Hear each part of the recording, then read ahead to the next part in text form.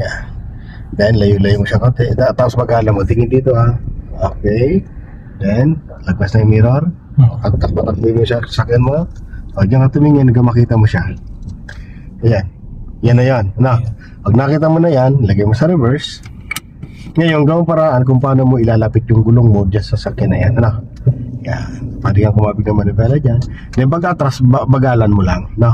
Kasi papakaramdaman mo kung didikit yung katawan ng sakyan mo dyan or yung gulong. Pero yung ilalapit mo talaga siya. No?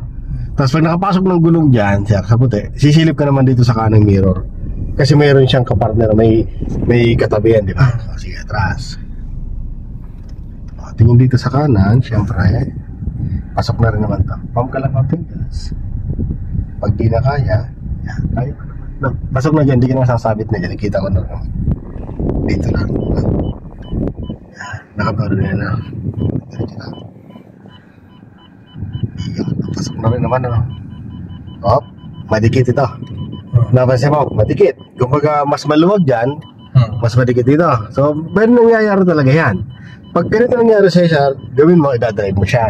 Brake mo, lagay mo sa drive, paabante mo siya doon, papunta sa unahan. Para umangat lang ka, no? Paabante mo siya. Yes po. Yan. Sabi ko pa, kahit ipantay mo na yun, pwede na yan eh. Sa takas na lang. Opo, sige pa. Stop. No. Ngayon, lagay mo sa reverse kasi atras ulit tayo.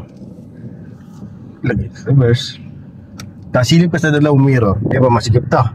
Mas maluwag dyan. O syempre, puputay mo yung sakiputan dyan para lumuwag to, no? Yan. Balansin natin.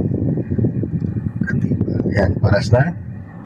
Paras na sa tingin mo, gigit na ano po. Then, atras ka na lang. Yan po, no? Ganun magbalanse, no?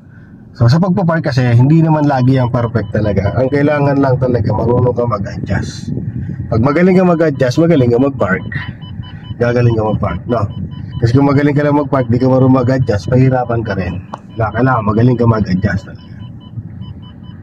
Sige lang po, atras lang po. Safe naman yung dalawang side mo, no? Itapat mo lang mirror mo sa kanila, itough na yan. Yan, no? Pag dapat ang mirror mo sa kanila, edi pantay na rin, ano po? Okay?